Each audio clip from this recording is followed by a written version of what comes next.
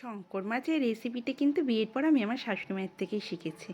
শীতের জন্য দারুণ রেসিপি, তাই ভাবলাম আজ আপনাদের সাথেও শেয়ার করি। নমস্কার, আমি মাম্পি, আপনারা দেখছেন মাম্পিস কিচেন। মাছগুলো ভালো করে ধুয়ে তাতে স্বাদ মতো লবণ, পরিমাণ মতো হলুদ আর লঙ্কার গুঁড়ো অ্যাড করতে হবে। যে যেমন ঝাল খান ঝাল অনুযায়ী লঙ্কার গুঁড়ো ভালো করে মেখে রাখতে হবে। অন্যদিকে আমি সবজিগুলো কেটে রেখে দিয়েছি, আলু বেগুন আছে। এদিকে কড়াইতে তেল দিয়ে তেলটা গরম হয়ে আসলে তাতে মেথি সম্বার দিয়ে ম্যারিনেট করা মাছগুলো দিয়ে দিতে হবে। সেক্ষেত্রে বলে রেখে মাছগুলো কিন্তু ম্যারিনেট করে ঢেকে রাখার কোনো দরকার নেই, সাথে সাথে করলেই হবে। মাছগুলো একটু এপিট ওপিট করে একটু ভাজা ভাজা করে নিয়ে তাতে কেটে রাখা সবজিগুলো দিয়ে দিতে হবে।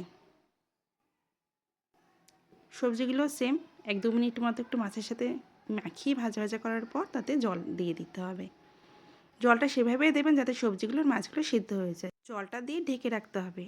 অপরদিকে ধনেপাতা যেহেতু লাগবে এই মাছে, তাই ধনেপাতাটাও এদিকে বেটে নিচ্ছি। এদিকে মাছটা সবজিগুলো সিদ্ধ হতে হতে এই ধরুন প্রায় প্রথমে 5 মিনিট মতো হাই ফ্লেমে, তারপর লো টু মিডিয়াম ফ্লেমে 10 মিনিট মতো ঢেকে রাখতে হবে। ধনেপাতা বাটা হয়ে গেছে আর এদিকে মাছটাও টাইম হয়ে গেছে। এই যে ঢাকনাটা সরিয়ে দিচ্ছি, দেখুন আলু মাছ সবজি সব খুব ভালোভাবে সেদ্ধ হয়ে গেছে। এবার আগে থেকে রেডি করে রাখা ভাজা মশলা 2 চামচ দিয়েছি, আর যে ধনেপাতা বেটে রেখেছিলাম সেই ধনেপাতা বাটাটাও দিয়ে দিয়েছি। দিয়ে 2 মিনিট মতো হাই ফ্লেমে ফুটিয়ে নিলে রেডি আমাদের শঙ্কর মাছ। আমরা তো এটাকে শঙ্কর মাছের কাঁচা সম্বার বলি। গরম ভাতে একদম জমে যাবে পুরো।